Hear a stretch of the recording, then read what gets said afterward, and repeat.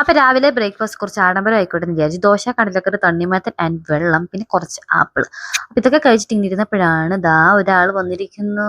അപ്പോൾ ഇത് കാശിക്കൂട്ടിന് ഭയങ്കര സർപ്രൈസ് ആയിരുന്നു. കാരണം ഞങ്ങൾക്ക് മാത്രമേ അറിയുണ്ടായിരുന്നുള്ളൂ. അപ്പോൾ അവൻ കണ്ടു, ഞെട്ടി ഗൈസ്.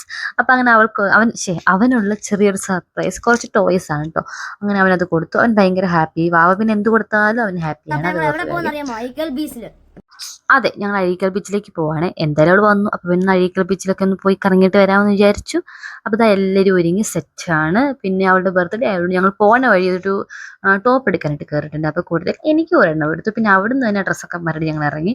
പിന്നെ ഓച്ചിറമ്പലത്തേക്ക് കയറിയിട്ടുണ്ടായിരുന്നു കേട്ടോ പോണ വഴി. പിന്നെ കാശ് കൂട്ടാൻ ആകെ ബഹളമായിരുന്നു. പെട്ടെന്ന് വാ പോകാം, സന്ധ്യയായി എന്നൊക്കെ പറഞ്ഞിട്ട്.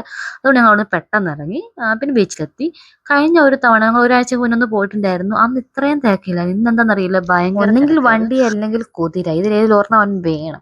അപ്പോൾ ഇവിടെ കുതിര ഉണ്ടായിരുന്നുള്ളൂ. അതുകൊണ്ട് അവൻ ആദ്യമേ കുതിരപ്പുറത്ത് കയറാമെന്ന് വിചാരിച്ചിട്ട് അത് കുറേ കയറി അങ്ങോട്ടും ഇങ്ങോട്ടും ഒക്കെ ഓടിപ്പോയി വന്നു. പിന്നെ ഞങ്ങൾ നേരെ ബീച്ചിലേക്ക് പോയി. പിന്നെ ആലപ്പുഴ ബീച്ചിൽ ഇറങ്ങാൻ പറ്റാത്ത സങ്കടം മുഴുവൻ ഇവിടെ തീർത്തിട്ടുണ്ട്. ഏതെല്ലാം അടിപൊളിയായിട്ട് അച്ഛനും മോനും നന്നായിട്ട് കുളിച്ച് കയറിയിട്ടുണ്ട്. ഞാനങ്ങനെ ഇറങ്ങിയില്ല, കാരണം കുളിച്ച് കഴിഞ്ഞാൽ പിന്നെ ഡ്രസ്സൊക്കെ മാറണം.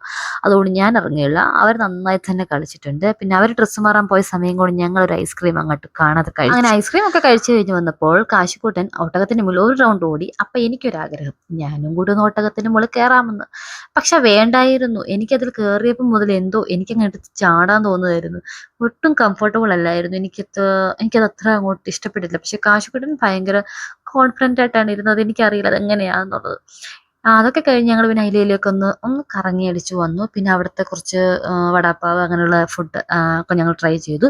പിന്നെ തിരിച്ചു വരുന്ന ഒരു റെസ്റ്റോറൻറ്റിൽ കയറി ഫുഡും കഴിച്ച് തിരിച്ച് വീട്ടിലേക്ക് വന്നു. അപ്പോൾ അത്രേ ഉള്ളൂ ഗൈസ്. ഇനി അടുത്ത എവിടെയെങ്കിലും ട്രിപ്പ് പോവുകയാണെങ്കിൽ വീഡിയോ ഇടാം. Tata bye bye, see U.